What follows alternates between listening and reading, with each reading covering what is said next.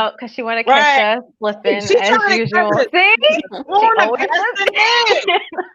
What? Oh, y'all are like siblings now. Y'all are like twins. The twins. Oh my gosh. Hey, Bethany family, it is Monday night. Hey guys, good Woo! evening. Yes, Hey. it actually feels like, I don't know about you guys, but when it hits 5 o'clock, it's like 8 o'clock to me now. Yeah, Yeah. Like when it gets dark, it just feels like it's 8 o'clock. I'm just like, like I'm done. That's it. I'm done. I would start Yeah. yawning. It's crazy. That's what was just happening. I'm like, whew. No, I was at 2:30. I was like, okay, how am I going to make it through the rest of the It's day? crazy. Like I tired. love this time of the year, but it's also that time of year where you get sleepy earlier and stuff like Yeah. that. Like you have to take a nap. Yeah. I saw a post that said this year must have been laced with melatonin because I'm going to bed at 3. Right. Like, That's funny. That's true. Right. It's true. And then like where did the year go next week? right. It's been It's 8 months since December. COVID started too. It's crazy. It's been a crazy time. But Bethany family, if you do not know, this is the Recap family. We come to you every Monday at 5:30 just to recap the incredible, impactful word that we get from our incredible leadership, Bishop David G. Evans. As you guys can see up top, I have our incredible social media director, Sister Maya, Minister Hey, guys. Sunday. It's the look back for me. Right. And down below Sister Maya, we have our Zen, our yoga queen, Miss Hi, guys. Shady Queen, Miss Yeah. Sister Des. Hi. And then next to her, we have the great Deacon McGee, Antoine McGee. And if you guys do not know, my name is Brother Kevin, and we are the Recap family. Yeah. I am just so happy to see y'all faces. Back Aw. at it again like we never left. Back at it again like we never left, right? Yeah. So all those that are tuning in with us right now, before we get into any type of conversation, I definitely want to say, please, please, please share this broadcast. As I say each week, Facebook is out of order sometimes. So you'll be getting some things that are from 7 days ago, 7 minutes ago. Yeah. So something that you could do to, spread God's word in your homes, in your car, wherever you're streaming in from. You can just press that share button, share it with your family, share it with your friends, share it with your coworkers. Deacon Antoine McGee always has his coworkers up here are watching us. Yeah. So we Miss love the coworkers, we love the family, we love the friends. So please, please, please, please share with us, right? And not only that, we want you to engage with us. It's so important that you guys, spit those questions out, especially this panel, because they hate answering my questions. So I need your help, guys. I need your help in the comments. I need Yes. you guys to comment. I need you guys to post questions. And then also let us know where you're streaming in from, right? So I'm about to go on my phone to see. If I look at my phone, it's because I want to see where we're streaming in from, right? Yeah. So who do we have in here so We far? have Go ahead. Deborah. Hey, Miss Deborah. Roman, Nicole. Hi, Hey, guys. Thank you, guys. Let us know where you guys are tuning in from because, since we are in quarantine and everything, this is a good way to stay connected with people across the world. Yeah. And we love all of our audience that's across the world, I right? think someone tuned in from, I think it was Nigeria Nigeria, yeah. Last week. earlier today. Yeah. Wow. Awesome. That's Shout out to dope. y'all in Nigeria. I think it's so dope. Like social media, like it has its flaws sometimes, but Yeah. that's the beauty of it when you can connect with people across the world. You don't even have to travel anywhere. We Yeah. have Philadelphia, Philly's about Hey, Deborah. 10, 15 minutes away, depending on how you're driving, right? Right. But now, Deacon. I travel with the angels, okay? Stop. Don't do that. But We no. have someone watching for the first time. Hi, thank you welcome. for tuning in. Welcome. Thank you. If you don't know, we like to cut up in the beginning before we get into this Mhm. impactful word. We want you guys to feel comfortable. We want you guys to feel like you're at home with your feet kicked up and just having a regular conversation with your church family, right? Yeah. So we have someone tuning in from Lindenwold, our home, right? Yeah. So listen, before we get into anything, like I always like to ask my family up here, How was your weekend this weekend? It was a really, really good weekend. Not only was the weather like beautiful, Saturday was amazing. Yes. But we had our Catch the Fire Thanksgiving drive. And that always makes for a great weekend, just seeing the smiles on people's faces and knowing that we're doing a good thing by giving unto others. Yes. So it was a good weekend. Yes, it was a beautiful weekend. Sister Des, Deacon Antoine, you want to share it? Oh, yeah, How it was was your definitely weekend? gorgeous. It was a gorgeous weekend and got all my Thanksgiving shopping done. So, yeah. Oh, yeah, you're started. cooking this year, aren't you? I am. Oh. Let me get the leftovers. The Right. whole meal by myself. So I'm excited. Okay. All right. Go ahead, Sister Des. You start tomorrow. What'd you say? So when are you gonna start? Oh no, the prep is already started. You have Come to. on. You gotta set it up she- so that you she's don't do serious all about of her- it. Remember your Yeah. friends, okay? Right, remember. Listen, Friendsgiving is after Thanksgiving because what I'm gonna do with all this food? Look, I bring my own Tupperware. All right.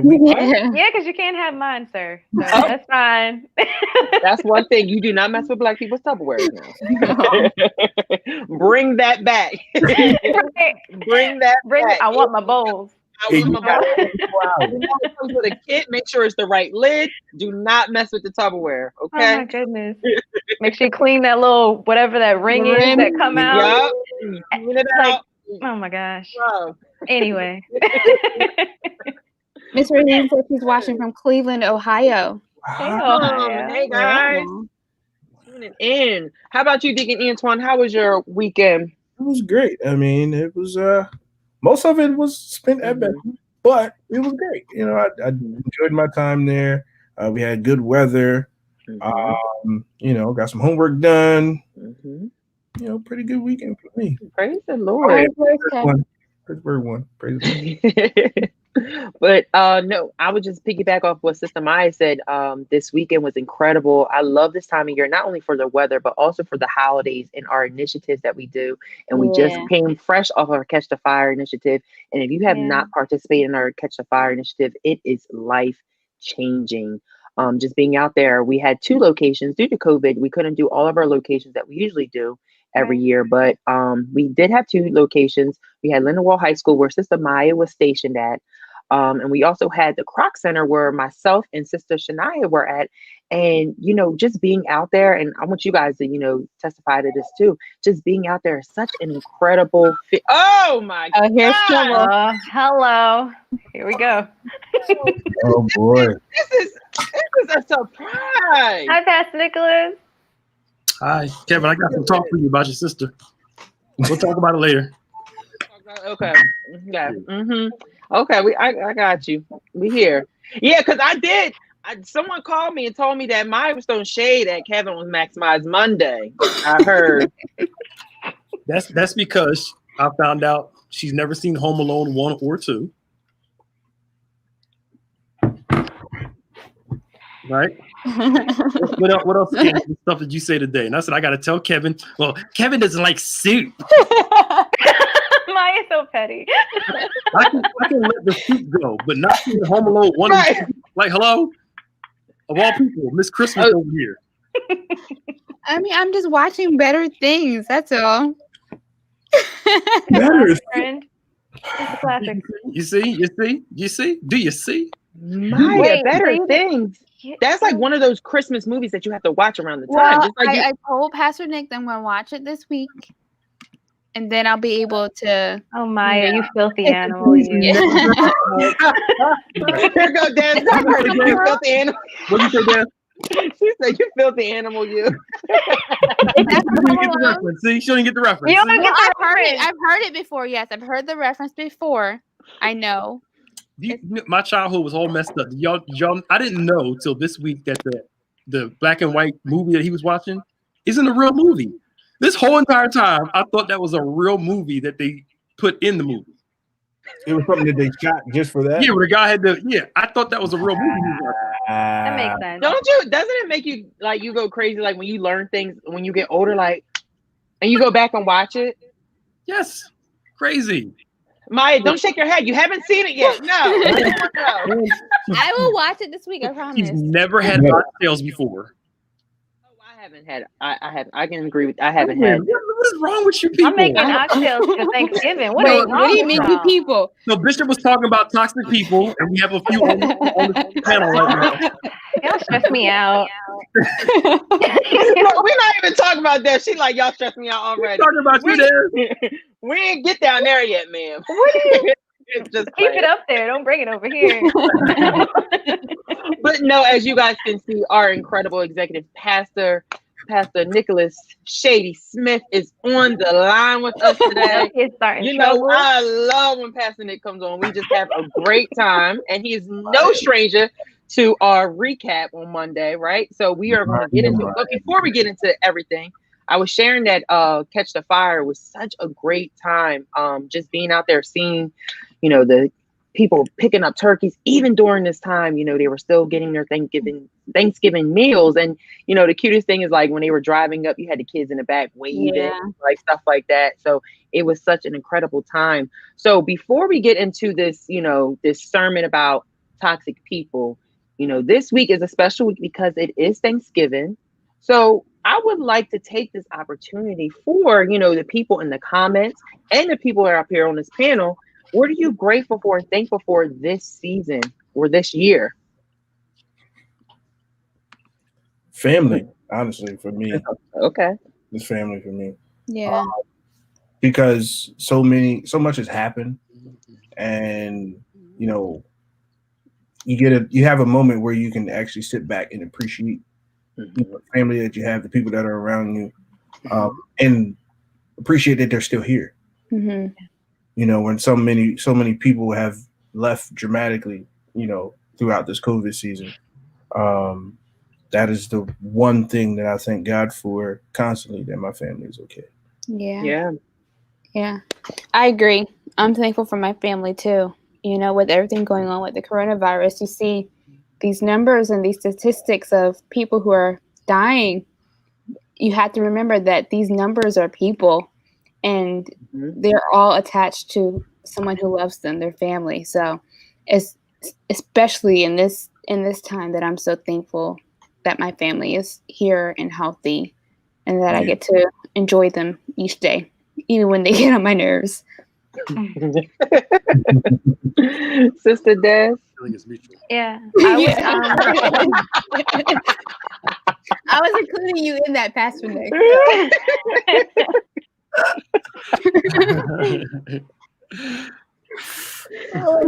Go ahead, Sister Des. No, I would definitely say family, but I would also say, like, not to sound like too churchy, but I'm thankful for God, because during this time I haven't myself nor has anybody in my family had, like, there wasn't a time where we didn't have food. There wasn't a time where we lost our homes or our jobs or different things like that. So just grateful that life it's gotten tight, but it never lacked completely. So I'm grateful for that. That's good. Amen. And Pastor Nick, what are you so grateful and thankful for this season, this year? As always, I'm glad to be alive, and that's so people just throw it around, but I'm sincerely glad to be alive. Really, that is you know, and what we were saying earlier on Maximize, I'm glad for the small stuff. The small stuff's important. You know, being able to breathe, being able to get up and do what you got to do. You know, how many times have you valued your taste buds and your ability to smell? None of us ever thought about it until this season. Yeah. So you have a stuffy nose. Yeah. So, you know. I can't with y'all. Did she tell you her mom? She said she sent her mom.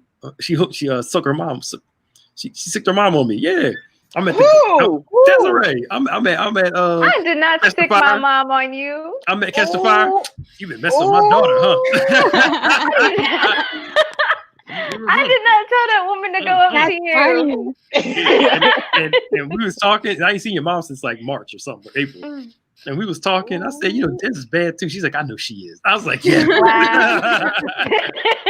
See, I wouldn't have told her to go if she's going to do all of that. You know what I mean? Right. Right. But no, just the small stuff, being appreciative for that. Yeah, most definitely, especially during this time. And that's why I think Catch the Fire was so special this year, just because COVID stopped a lot of things, and it was just so good to see that it wasn't going to stop our initiative to continue to feed people and help people during this time. Especially, a lot of people lost their jobs that weren't expecting to lose their job, don't have that extra income that's coming in this holiday season. So it's so important. So, thank you guys that also contributed and helped us feed those people, and then just continue to do our great work, right? So who is ready to get into this word about toxic people? Let's go. So Bishop is in this series about letting go of toxic people, and he continued in this week, right? Something that stood out to me before we even start is that Bishop shared that in the beginning of the sermon, as well as during the discussion, which that discussion yesterday, beautiful. But it was definitely a therapy session. Please go back and watch that. But something that he shared is that he talked about how he initially didn't feel like it was going to be like good, or like people weren't going to receive it at first, right? And then now, like, all the questions that are coming, and especially during the discussion, I'm just like, this is actually like, changing. Like, it makes you step back and be like, wait, am I a toxic person? Yeah. Who's toxic in my friendships? Who's toxic in my, my family, even your immediate family, after we learn this, this sermon, right? This segment of it, right? So Bishop talked about, he started in Genesis chapter 25, verse 23. And he started by saying that it's one thing identifying toxic people on your job, in your neighborhood, or even in your church. On the other hand, it's an entirely different thing when the toxic person is related to you by blood, and even more startling when the toxicity dwells in a member of your immediate family. Perhaps it's your mother, father, brother, or sister. When that revelation happens, it absolutely is unexpected, which is what Bishop focused on this weekend. According to the text, Jacob seems to give the indication who he will be as a man. Before he comes out of the womb, before he is emerged, he starts displaying these characteristics that absolutely seem to brand his behavior for much of his adult life. He is negatively competitive, which toxic people tend to be. He needs to be first, even at birth. Sometimes when you do not understand this toxic individual who is related to you, it is not just something that has happened after they become teenagers. It feels, sounds, and looks like they have always been this way. Jacob's name means heel catcher. He is a hinderer. He is shifty, which means he is always looking to move people out of the position of recognition and authority. He is always trying to move someone and make places for himself, and he does not care how he does it. So, panel, the first question.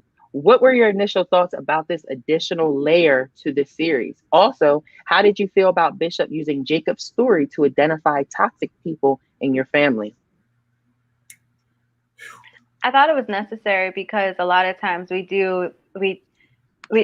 know for me, I tend to, like, the relationships within my immediate family, I kind of cushion them, or make them smaller than what they are, because it's like, well, they're my parents, like, I don't know how to explain it. I guess it's like, I minimize it. I minimize their toxicness, because it's like, I don't want to see it because you're my parent, or because you have this role, this authoritative role in my life, whereas other people, if they're on the outside, I can just go, yeah, I know that you have bad energy, whatever. But if it's somebody who's like so close and the relationship is so different, it's like not recognizing it or not wanting to see it. So I think opening that up and him talking about that was very, very necessary, because I don't know, that I think a lot of us do that, like with our close family. We don't want to see the real, because you don't want to separate yourself from, you don't know how to, because the whole thing about toxic people is separating yourself or creating space or removing from that environment. But it's like, how do you separate from someone who is so close knit to you, you know? So. Yeah. I agree. And then I will also pose a question, like, how do you know that? Because when you're born into that type of relationship, it's normal. Right. So how do you recognize, okay, something's not right here? Right. That's good. That's good. Go ahead, dig in, Antoine. I was going to say, I mean, I echo everything that Maya and Des said. At first, I didn't know where he was going. I was like, wait, unexpected. Okay, let's see where this goes. And then once everything started to pan out, I said, oh, snap, Jacob really was, toxic. But knowing that it wasn't just because he was individually toxic, but toxicity spread throughout, the entire family line, starting with Abraham. So that was a great eye opener, but it also, as I always say, it gives you clear steps on how to address the problems in your own life too. So, I was thankful for that because I have to deal with some toxic situations in the family, and it wasn't revealed till years ago, but now with this message, it's like, okay, this is how I handle it now. Right. I'll also say I think it's really interesting how Bishop thought that like he was kind of insecure about this message when it really is right on time, especially with so many people living at home now with their families and like discover, you know what I mean? So it's like trying to figure that out is like I'm like that's perfect for what's going on. Bishop probably got the people running around saying, "You're toxic, you're toxic." Exactly. That's toxic behavior, see? Right. That's what Bishop said on Sunday. That's what he's talking about. Right. But Pastor Nick, isn't that somewhat common sometimes amongst preachers that they're not sure how a message is going to go when they first get it? Oh yeah, you never fully know until it starts working. And then even a couple weeks in, then you're like, oh, it's working now. It's a period of sowing seed and seeing no results, and then one day, boom, it just starts clicking. So I mean, I think the toxic people in your family, y'all not as crazy as I am. I value my peace very high. Like I joke and I play around, we laugh and stuff, but my peace of mind is very high, and I am quick to be like, when I notice like somebody's toxic in a certain way, and it doesn't mean it doesn't hurt. It just means you have to go through the pain of the adjustment. Here's something I say all the time. If they don't care about your feelings, why you spend so much time caring about theirs? Not that you're mean to them or you're insensitive to them. I'm not saying that in any way where you just be mean to the person, but you have to learn to care about your feelings a lot too. And it's not selfish. Yeah. Some people think, well, I'm being selfish. They don't care. And I'm not saying don't be mean to the person. Smile when you see him. How you doing? Praise the Lord. And just keep it moving. But you have to care about yourself too. That's so true. Because if you don't, other people will take advantage of it. Not everybody has a type of love to care for you when you don't know how to care for yourself. And I think that's a big thing to learn. Like when you get to that stage where you're like, okay, I can just like not drop people like that, but just know when you protect your peace.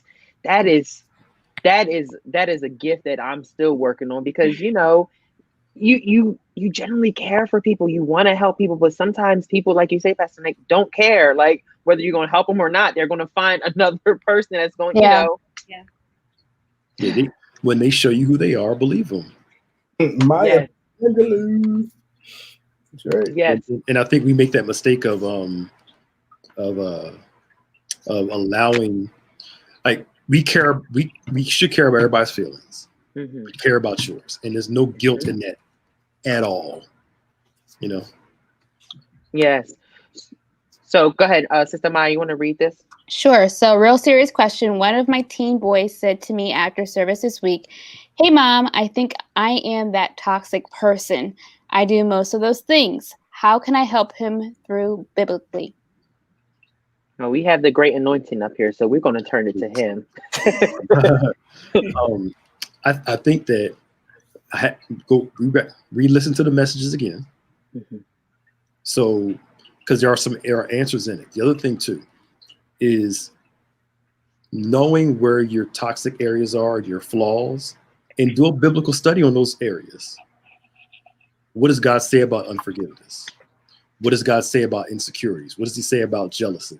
And when you do a study of it, you start figuring out what it is, and you start discovering the answers to the solution.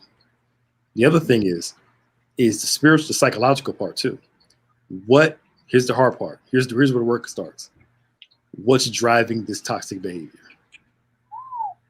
What event produced this feeling, this behavior that I have? It's somewhere. And that takes work to do some self-identification, some prayer, some therapy if needed, if you need it, to identify here's the root. You ever come to a counseling session with me, we start talking and we start working to that root. Because if you fix the effect, it's going to come back later. So something's driving this behavior. And that takes some work to do. It takes some unlayering. So I would say, sit down with your child, go through watch all the videos again, and then talk. Well, what are those toxic traits? Well, let's see what the Bible says. Google's your best friend. What does the Bible say about this? What does the Bible say about this? A bunch of scriptures will pop up. And that's my suggestion. Yeah. We don't study what we need to change. Yeah. We just pray about it. But I think that's a good start to even have the mind to ask that as a teenager. Yeah. Because I know I wasn't thinking that way when I was a teenager. She said he doesn't know he's adopted. Yeah. Well, Ava, here's the thing. I think that a lot of adults, if you're talking about where the toxic behavior starts, a lot of adults don't know where it started. This is why you have to go through the work of unlayering and peeling back. And it's it's a hard experience, but it's beneficial in the end because it can be painful. Some of the tears we should have cried when we were 10, 12, 15, 20, we start crying later on. Yeah. And you feel like a little kid while you're crying. It's because the little kid in you is crying. And the little kid is supposed to cry in you. You're finally releasing what you've had pent up in you forever. Right. So, but that does take work to get to the root causes of some stuff. Yeah. And we learned through the series the last 3 weeks that Bishop's saying that some people that are toxic, they haven't been healed from other things. Yep. So there's still that healing process that they have to go through to get rid of that toxicity. Yeah. Yeah. Everybody has to know they're crazy and where it comes from. I'm not trying to be facetious when I say that. I mean, we all have a level of crazy to us. We do. Yeah. And you got to know where that crazy comes from. Yeah. That's my dad. That's my mom. That's what happened when I was 10. That was, the older you get, the more self-aware you're supposed to become. That's true. Yeah. So. And we're done. Bye, guys. And we're done. We're done. Why are everybody so uncomfortable? Is that intrusive or something? Everybody's like, hey, I know I'm crazy. I got some crazy traits. I knew I get it from too. I know. Right. Crazy. Look at Aaron, then go like, wait. Yeah. Your parents look at you. Why are you like this? You're like, ooh, that's Mary said. Pastor Nick will get us in trouble tonight. I said it about me. My mom never said it to me. She my mom was crazy when I was young. I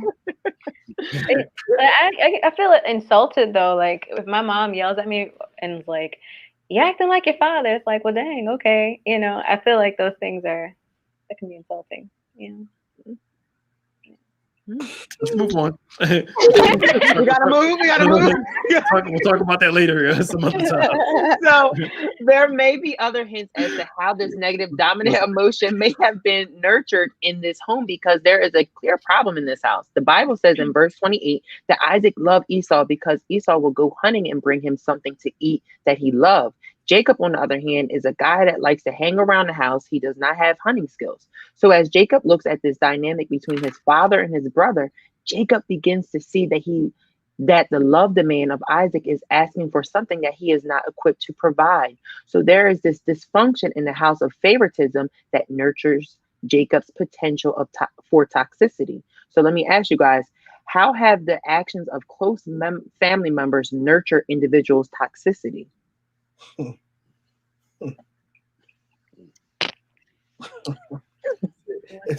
Yeah. I'll jump out there. Everybody's looking all hesitant with these questions. They're like, right. I think that everybody has to be aware of those people who let you get away with being you. Mm-hmm. Bad parts of you. And honestly, you should be offended that you let them that they let you get away with so much crazy stuff. Mm-hmm. You ever did something wrong and somebody said, "I knew you should have did that." You're like, "Why didn't you tell me?" Mm-hmm. You know, that revelation kicks in. You're like, "You should have said something." But I think families sometimes don't want to deal. First of all, if they're toxic, they're going to pass the toxicity on. Mm-hmm. So toxic people rarely think what they're doing is wrong, even though they know it's wrong. Mm-hmm. Isaac should understand what it was like with the whole Ishmael thing, which we talked about in discussion, that's where it started. Mm-hmm. You know, and right on through that, this thing was passed on. And I think that families have to be strong enough not to like be telling everybody, you know, you're crazy, right? You know, you a liar, right? You know, because that'll cause a breakdown. But be strong enough to love somebody to, how can I say this? Your presence demand better behavior. But every now and then we have those things where people feed what's wrong with us to appease us or for whatever reason. And I don't think it's a good idea. Yeah. Y'all got time to think now? Oh, I love when passing that come up here. but Rosie's right. It produces resentment. Yeah. So now you have division in the house. Yeah. Because you can always tell, like for instance, I'm a middle child. Maya, you're the oldest, right? Mm-hmm. Kevin, you're the youngest. Mm-hmm. Desiree, you're the oldest. Antoine, you're the only. That's right, you're the only. Yeah. You're the only. But you grew up with your cousins and stuff, right? Yeah. Close with them. So even though you'll get the dynamic of, you'll see how one parent or one grandparent or one person treats one child over the other one. Right? Yeah. I ain't say you got to tell your business. Just say yes. It's okay. Yeah. But you can tell. Mm-hmm. This one has a little more. Now, this one may have a little more favor, a little more openness, but sometimes that's the good child. Sometimes that's mama's baby and they crazy. So, you know, for whatever reason, and some children, even as you grow up, you feel a sense of division. I'll give you a class example. So my siblings and my two cousins, we grew up together. There's a big age group in grandkids. So we were always around each other. Mm-hmm. So when we get in family gatherings, the five of us are like always around each other. Mm-hmm. Not against them, it's just we have a certain nucleus because we're born and raised with each other for all of our lives. Exactly. But if our other grandkids look at that and say, well, man, that's the group right there because we're the oldest ones. Well, we were here longer. We've been together longer. So of course we're going to have a different type of relationship. Yeah. Like the younger ones have a different type of relationship because when they get together, they're all together. Mm-hmm. Right. But if you're not careful, you'll start hating on each other. And y'all, it's not worth it. Yeah. I don't think I've ever seen that though. So that's why I'm trying to figure out how I would answer. Yeah. I mean, I've experienced that in terms of resentment because of like different lifestyles that I have than I have with some of my cousins. True. They perceive me as having things easier sometimes, and I think they resent that. Mm-hmm. So that's always been a struggle that I've had. Yeah. I mean, amongst all the grandchildren, they think I'm the favorite, but you know, that's because I do what they wouldn't. So. Oh yeah. Yeah. I like this discussion. I feel like we're walking the tightrope. Yeah, I feel like we're walking a tightrope. It's terrible. It's like everybody's like just walking on eggshells right now, but it's the holidays are coming up. Right. But because of COVID, you're gonna watch on Zoom. You can leave the chat. I think it's just, you know, you knowing when you start maturing, you start figuring out what's worth your time and what's not. Yeah. And when the Bible talks about prioritizing others over you, it doesn't mean neglect yourself. So I think there's nothing wrong with prioritizing yourself to a certain degree. and understanding that when you're young, you see things from one perspective. And then when you get older, you see it from a different perspective. And your perspective's supposed to change. Where it's like we were divided over this little stupid thing. Right. Because my mom had more money than yours did, or your dad was there and mine wasn't. That's not my fault. Yeah, it's not my fault. Then you get older, it's like, it just is what it is. And you get along with each other. Yeah. Yep. So I'm gonna move.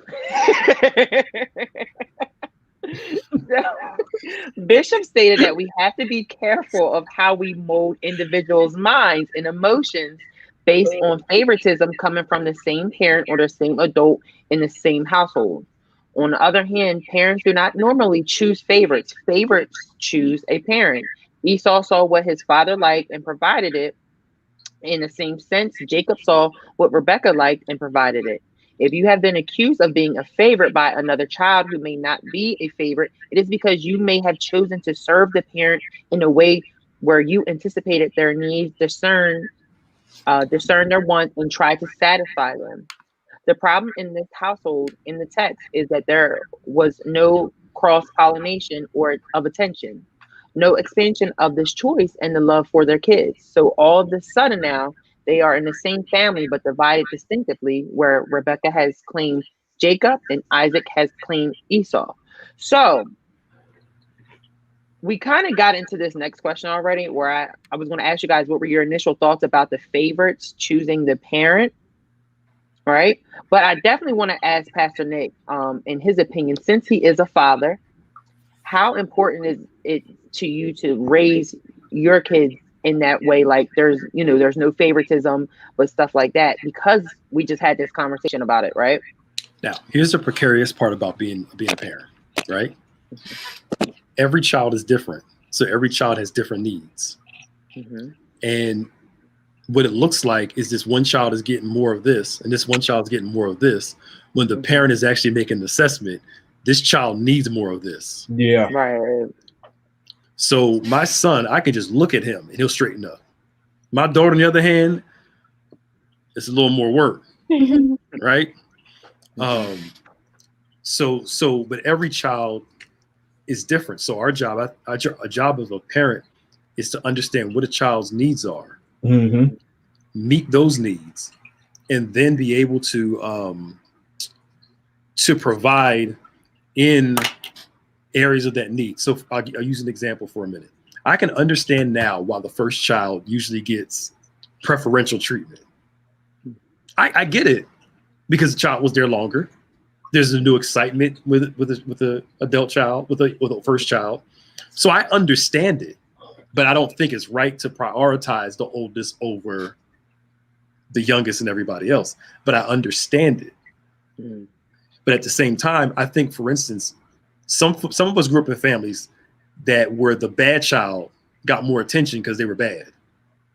The good child, the parent thought didn't need much, because they were like, well, they're good, so they don't need as much. They're going to do their stuff. They don't need all the attention that I need, not realizing that it's harder to be good than it is to be bad.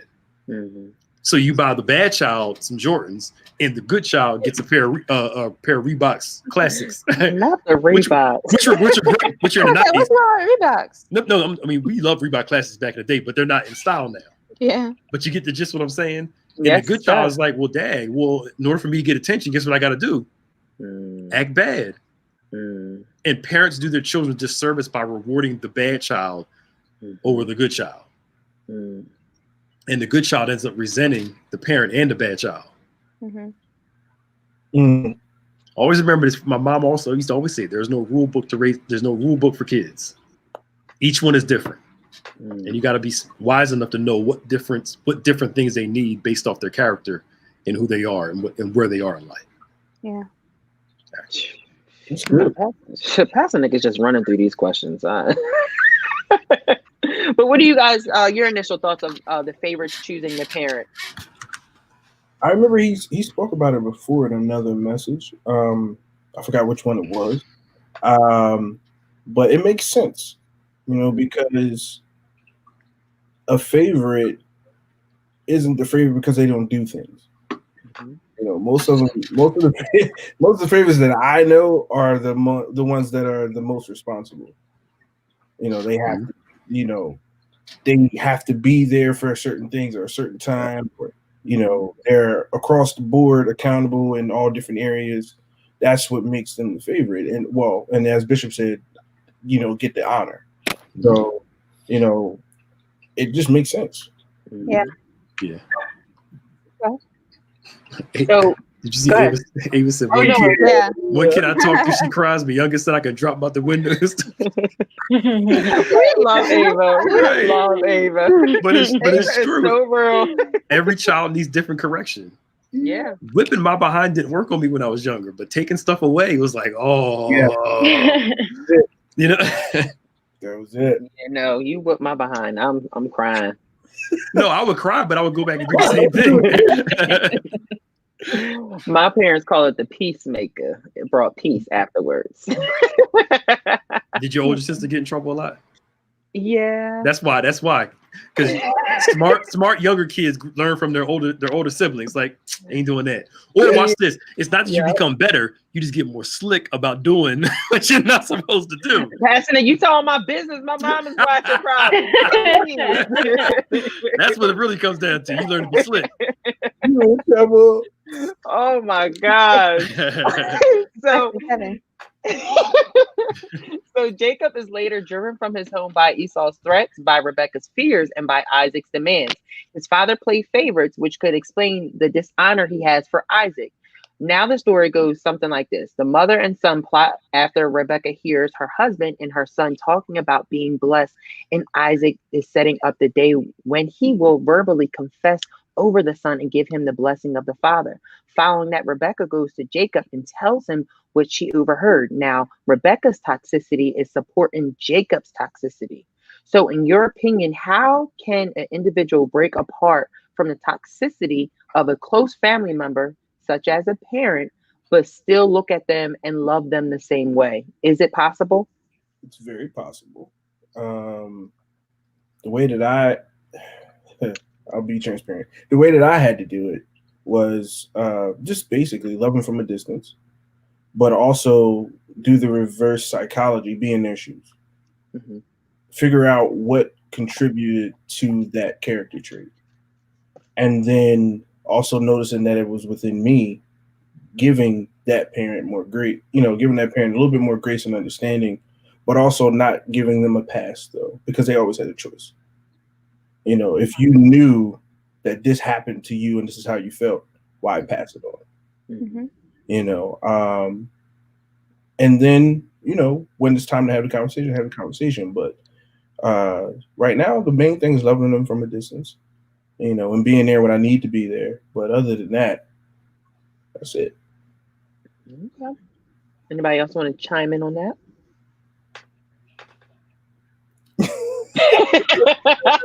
You've been real quiet. You okay? Yeah, You've been chilling tonight. Yeah, this is a tough one for me. So just listening. A lot of this is tough for a lot of people because you can't pick your family. Yeah. And you know, you can't pick your parents and you can't pick your siblings and all that. Mm-hmm. But it's just learning. You know what it is? Sometimes we still have a childlike expectation for our families rather than an adult one. Mm-hmm. That I'm dealing with a bunch of adults that have a free will. Mm-hmm. And it almost feels like this. And I'll say this and I'll move on. It feels like you're burying your family member twice. Oof. They're still alive, but you're burying the possibility of the relationship. Yeah. And you say, you know what? This person's proven to me over and over again, or this is not going to get any better. So let me just kind of bury it. Not bury it like avoid it, act like it's not there, but learn to be content that it's not going to change most likely. Yeah. Right? And then just move on with your life. And it hurts to remove the possibility of a change. And if the person wants to change, it's going to take time for them to prove that change. Mm-hmm. You know, but until then, you know, like there's some people in my family, I'm okay with only seeing them once or twice a year. I am fine. Absolutely fine. because I had to bury the possibility of that relationship. And guess what? It's okay. Yeah. All right. And then you have to be able to do that. Trust God with your future and be able to enjoy the relationships that you do have over the ones you don't have. Because sometimes we focus so much on the ones we don't have that we don't pay attention to the ones that appreciate the ones that we do have. Yeah. You caught me, man. You caught me. Woo! This is heavy. It is. Yeah. Because it's like you don't want, because like Sister Dad said earlier, it's hard to look at family like in that way of like them being toxic and stuff like that, and also still want to, work with them and, still love them through it. But sometimes, this is just my opinion, just listening to Bishop and hearing this word, sometimes you have to let those family members go, and it's going to hurt. Like, it's going to hurt. Yeah. And I feel like we don't want to feel that hurt, so we will rather endure the hurt of what they're bringing. It's a lot. Yeah. It's tough. But you're right. We'll endure the hurt and the pain until they go too far. Yeah. And then you're like, man, I should have did this a long time ago. Yeah. But again, it's a childlike reaction. It's childlike. And it depends on how real people are. I remember my mom, like, literally being real with me about my dad. Literally being real with me, to give me a proper perspective. She never bashed him. She never made him like I'll be the bad guy. She just said, "This is the reality of what it is, right? This is what it is. So you now have this perspective, right?" And it took a long time for the perspective to change, but she could. I could never say she didn't tell me this is who he is as a person, right? But it takes work. But again, it goes back to why spend so much time not appreciating the ones that aren't there, the ones that aren't good, when you could be spending literally that time investing in and appreciating those that are there, and celebrating that. Yeah, we have those options. Yeah. Oof. We've been doing counseling sessions the past couple all weekend. Jeez.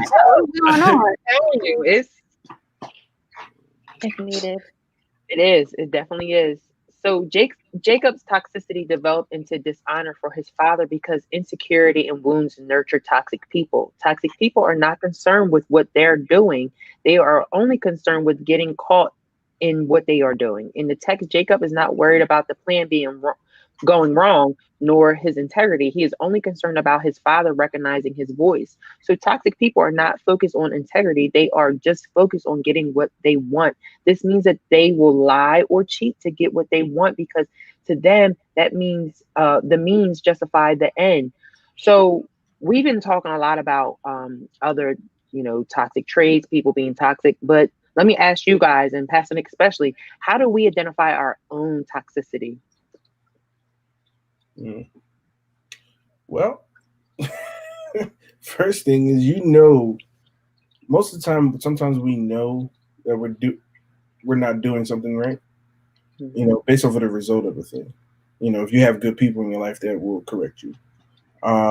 But as Pastor Nick has already stated with Ava's question, the word will show you, if you are doing things that are contradicting what God has told us to do in the word, that's a toxic trait, and it's toxic to everybody around you as well as yourself. But then the other part is, you can tell if you're really toxic if you're hurting people. Like if one relationship is unsuccessful, then the next one's unsuccessful, and the next one's unsuccessful. You're the common denominator. You have to look at it. You have to ask yourself, what's going on, with me, but you have to be willing to do so, because once you do it, it opens Pandora's box. I agree. Okay, go ahead, Des. I was just gonna say, like, if you notice yourself mirroring the behaviors of people who you view as toxic, and you see like that behavior come up in yourself, and you're like, oh wait, this is something that I don't like done to me, you know, or something that I don't like said to me, or, you know, so like, why would I take that? And I think Bishop mentioned something in the discussion, I think it was, is how like parents in like a parent-child situation, like they tend to pass on the negative traits than the positive traits, not knowing, and sometimes knowing, but more so not knowing because they haven't healed from whatever it is that they've been through and going through. So like they just hand that down, whatever that is. So like identifying that, like seeing yourself in that person, like, oh wait, this is something that I don't want and I don't want to carry, you know. I think that's a good point, Desiree. I definitely agree. We always say that people show you who they are by how they act. I think that also shows you who you are, because birds of a feather flock together. So like if you're picking up on some toxic things from the people that you're choosing to be around with, you know, it's obvious, you know, what does that say about you and the things that is acceptable for you? I got a crazy best friend. Well, that's your best friend. Right. Right. I would say, if you want to know your toxicity, check your motives for everything you do. Some motives come across as altruistic, but they're really selfish.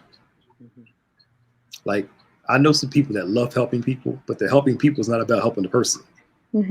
It's about how they feel when they help the person. It's really not about the person. Helping does make you feel good, but it shouldn't be your driving force. Right. Because now I'm doing it out of a heart of my selfishness rather than out of benefiting the person. Yeah. So I would say always check your motives all the time. Your motives tell you whether it's coming from a toxic place or a good place. And that requires a lot of honesty. You know, and another thing too, that this is going to be hard. I only recommend you do this if you're ready for it. If you're not ready for it, do not do it. Okay. Ask God to show you where your toxic places are. Now, if you do that, you have to be ready for what he's going to show you. Yeah. My goodness. In the middle of you doing it, I remember when I was younger, somebody said, yeah, ask God, pray, show me me. And me being a fool, I said, Lord, show me me. Like literally 4 days into it, I said, okay, you can stop. I got the point. I got the point. All hell broke loose that week. And it was just revealing all these things about me. And I was like, oh my God. I was like, I got the point. You can turn it back around again. Let's work on what we have. Right. But life and God will show you your toxic traits and where you need to make those changes. Yeah. I think it's important, like once you actually do that work, that you don't stay in that though. Like once God reveals to you, like, okay, this is where, you know, you might be lazy, you might be this. It's like, don't continue to sit in that. Like, don't continue to hold on to that. You know, now it's like, all right, I know better, do better, you know? Right. Yeah. He reveals the change. Yeah. And it smacks you in your face so hard that you get disgusted with yourself when you want to change. But every now and then, even when you don't ask, he turns the mirror around. Yep. And your issues become so undeniable. You can try to fake it and act like it's not there. It smacks you right in the face. Yeah. This is what's going on with you, and there's no way around it. Gotta fix it. This is good. This is a good conversation. So Jacob is so toxic that later on in the Bible, it leaks into his own children. His children become toxic because he has not been delivered. Joseph is the youngest child in Jacob's family, and the very thing that Jacob hates is the thing that he does. Joseph is Jacob's favorite, and because of that, Joseph becomes a victim of a toxic environment. This is because Joseph's brothers actually planned to kill him. The only thing that saved Joseph was the fact that his oldest brother, Reuben's conscience had not been seared with a hot iron, so his conscience was still able to communicate with him. When people do things repeatedly over a long period of time, their conscience will become dead. So, Pastor Nick, I don't remember if it's the last time that you were on here, but one of the times we had a discussion about generational curses, right? And I remember you said that, you know, they're only, generational curses are only there if you believe in them, right? But to me, it sounds like toxicity is passed down through generational curses. So could you like clean that up for? Sure. So let's know the difference between a generational curse and the behavior that comes from nurturing. Okay. All right. Some of us, actually, most of our problems came from nurturing, in the sense of how we were raised, the environment we were raised in. And it's not necessarily anything spiritual. It's just we grew up in a bad environment and it produced bad traits in us. Right. That's not necessarily a generational curse per se. Okay. You know, generational curses are talking about spiritual things. So when Jesus died on the cross, when we got saved, God made us a new creation. And it's our job to live that new creation out.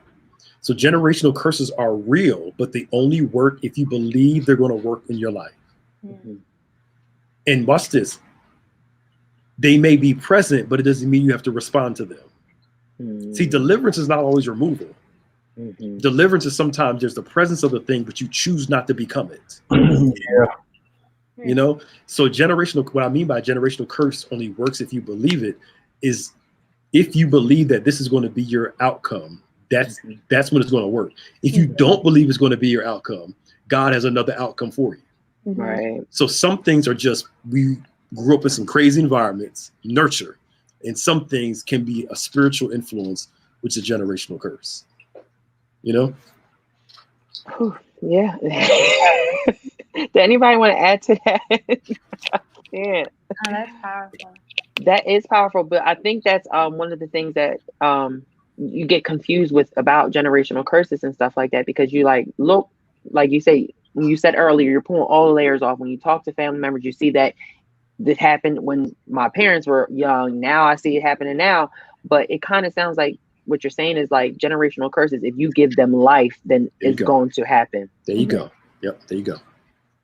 So let me ask you, which leads into our last question, is with everything, with this conversation, and this was such a great conversation, guys. How do we protect our peace but still love and honor our family? I think that the saying of like, you know, like you said earlier, Maya, when people show you who they are, believe them. So it's like not continuing to put yourself in situations where people are going to continue to hurt you. It's like learn the lesson and create that boundary. You know? Yeah. I like that. Hold true to your boundaries. If something is not okay, it's not okay. And I think, you know, it's important to have that conversation with whoever the toxic person is in your life. Be like, okay, look, this isn't going to work. You know, sometimes you have to teach people how to treat you. And by doing that, you have to show them, okay, these are the boundaries and this is why it's not okay. Yeah. That's Maximize Monday. Maya right there. and you can do it with a smile on your face too. You don't have to be upset. This is what the boundary is. Yeah. And be honor and respectful and everything, especially if it's a parent. Yeah. Yeah. Yeah. Be honor and respectful, but you know, this is what it is. And sometimes you don't have to say much. You just got to do it. Just live it, and it works. Go ahead, Des. Sorry. No problem. I just had a question. So I know during the discussion, you guys got a question of like, how do you honor your parents without, like, how do you create that space while also honoring your parent and speaking respectfully and, you know, coming to them calmly. But what if that is like, what if that they come back and they think that you're speaking to them in a way of like better than, like you're trying to be healthy and they're like, you think you're better because you're I don't know how to describe it. Like you're trying to come in a calm, like level way, but it's like being used as like you're trying to be better than me, or you're too good to argue type of thing, I guess. I don't know. How do you do that how do you correct while honoring? Well, I mean, I think honor is in first honoring yourself and honoring your parent. it's I'll use an example. So before me and my wife got married, for years, people in our family, I need to get married. I need to get married. We're like, no, don't need to get married. Not yet. Not ready. No. And and most adults that raise you, whether it's parental or whatever, like Bishop says, they feel like it's like they're God. They never change. It's like they're always right, and to lovingly let them know, no, it's not going down like that. Well, if you don't like it, then I'm sorry. It's just what we're doing. Yeah. You know what I'm saying? And you can honor them respectfully, but also understand, here's what it is too. Most of us don't plan out the conversation before we talk. Yeah. Bingo. I'm gonna have to have this conversation. So let me figure out how I'm going to say this, what I'm going to say. Now, don't answer the person in your head. Just know them and know they're going to say certain things or do certain things, but plan out what you're going to say, to the best of your ability. So you can know how to have the conversation. And if it's, well, you think you're better? No, I don't think I'm better. I'm just trying to do this path for my life. Yeah. And well, so-and-so. Okay. My favorite words now is okay. Yeah. In a pleasant way. Okay. That's views as sarcasm, though. Sarcasm. Like, okay, no problem. Yeah. Okay. Well, like no, but it depends on how you do it. It's like all right, okay. No, I'm not. I know. Not a. Yeah. It's like a okay, like a trying to like move forward type of okay. Yeah. And that's well, it's like a okay, like well, I respect your decision. I respect what you believe. Now if you're doing this, you better make sure you're right. Yeah. Ain't nothing like had your hat in your hand because you was wrong, and somebody tried to tell you when you was wrong. Yeah. It's just I respect what you believe, but this is what I think is best. You better be right though. So you go ahead. Don't feel like you need to argue it either, because if it just comes down to a disagreement, right, that's what it is. I can't force someone to believe that I'm not trying to be condescending. I know it's true. So, and I feel like trying to argue otherwise is going to take things in a different direction, and then it's probably going to prove their point. So, yeah. So you got to know how to talk to people. Yeah. Certain people you can be a little more direct with. Some people you got to be more soft with. That's a part of that planning conversation. Okay, I got to say it like this with this person. It's exhausting, can be kind of annoying, but I got to say it like this, and I can say it like this to this person. Planning what you say, but also how you're going to say. Yeah. What you're going to say to the person based off who they are. It's exhausting, but So you have to set a boundary for toxic people. You will find yourself shocked by this revelation as who you love that may be toxic, and who you are around may be toxic. This person is coming at you and you cannot understand it because it's absolutely unexpected. You let them go and God will deliver them. This does not mean disowning them. You just need to create boundaries that prevent them from hurling their toxicity into your environment. When you put them in their position where there is what we will allow and what you will not allow, you have the right to decide what's fair for you. Toxic people cannot tell you what is fair, because what is fair to them is what serves them. Set your boundaries at some distance between you and them, and let the Lord work on them. Yeah. So before we get into the announcements, guys, is any final comments or anything that you want to share or talk about? This was such a great conversation. Yeah. I would just encourage the people to go back and watch it again. Meaning that it is a sensitive topic, and a lot of people need help in it. Go back, take your notes, get into prayer concerning the things that you're being taught, because if you don't think it applies to you now, it will apply later. Yeah. At some point. And Bishop always teaches that, when people say the word isn't for them, it was being spoken for a reason. Seed being planted for something that's going to happen later. That time, listen to it again. Even if you have questions, get ready for the next discussion. You can bring it up. I'm sure Pastor Nick and Bishop will be very willing to help and answer that question. Yes. Great discussion, everybody. Yeah. And like I always say, Pastor Nick, you ready? Yes, sir. This is just a little bit Just a little. Come on, Dad. You got that just in time. Y'all keep on going. But no, this is just a little bit of what we are fed every weekend. And like Deacon Antoine said, Pastor Nick and Bishop, they are live throughout the week. So when you do see them on live, please ask those questions. I just got healed today by Pastor Nick. You know, even though he's a tweener, he has the wisdom of a 100-year-old person. He has been here before. I love my executive pastor Nick. He drops gems, so he really helped us today. And you know, this tweener, I'm gonna leave him alone. But no, honestly, when you see them on live, please ask those questions because that's the best time to get your answers and any comments that you may have. So as you guys know, even though it's a holiday this week, we still have a packed schedule for you guys. So starting tomorrow, Daddy Talk with Bishop at 1 p.m. on Bishop's page. Also Tuesday evening, you know, that's their night for our ministry panels. We have Real Men Talk with the Men's Safe House Ministry at 7 p.m. Going into Wednesday, Word Impact Gathering. Our incredible leadership, when they come together, is the dynamic duo. I put them against anyone because I love them. They always dropping gems, especially for Word Impact. So please tune in Word Impact this Wednesday, 7 p.m. And also make sure you're sharing this content throughout the week as well. So Thursday, we have something special for you guys. You know, after you guys are done eating and everything and playing spades and Uno with your family through Zoom. All right, being safe. We have a Cooking with Chef Thanksgiving kick up where he's gonna give you a special treat at 7 p.m. And then Saturday, we're taking off Friday.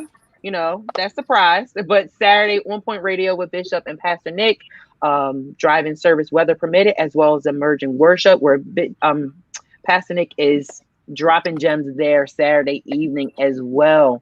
And then going back to Sunday, all of our encounter services with the discussion in between, and 10 Times Better Man series with the pre and post discussion. And then next week, you have the incredible Pastor Nick and Sister Maya with Maximize Monday, and then us 5:30 with the recap.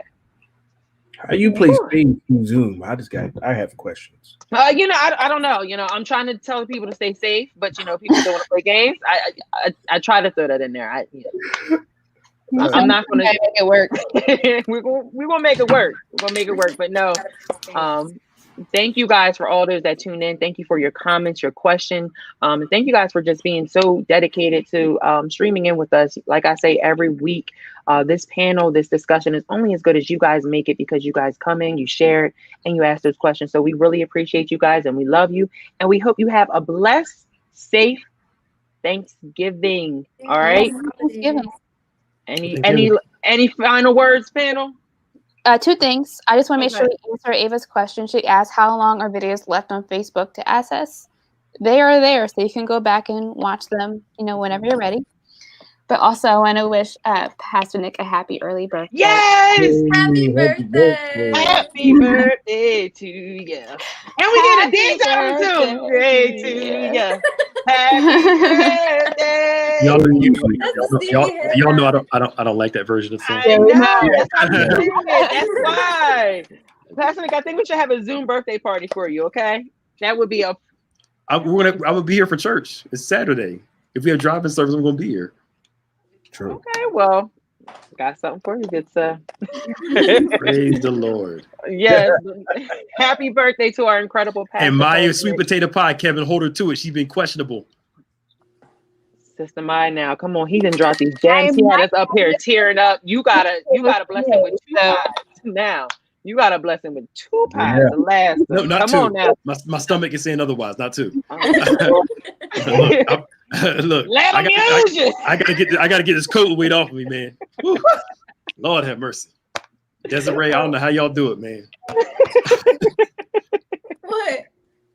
Eating right during this whole pandemic, I am not doing it. Who said I've been eating right? But y'all be working, y'all be exercising and doing. Yeah, I'm that's like, what it is. And I be like, time to exercise. I'm like, exercise is can. Exercise is can. I'm seeing how much my mouth can chew at one time, just to get my jaw strong. All right, I gotta eat dinner anyway. All right, y'all. It's a salad though. Yes. Also, Yes, love you, Bethany family. We'll Love see you y'all. next week. Bye. Happy holidays. Yes.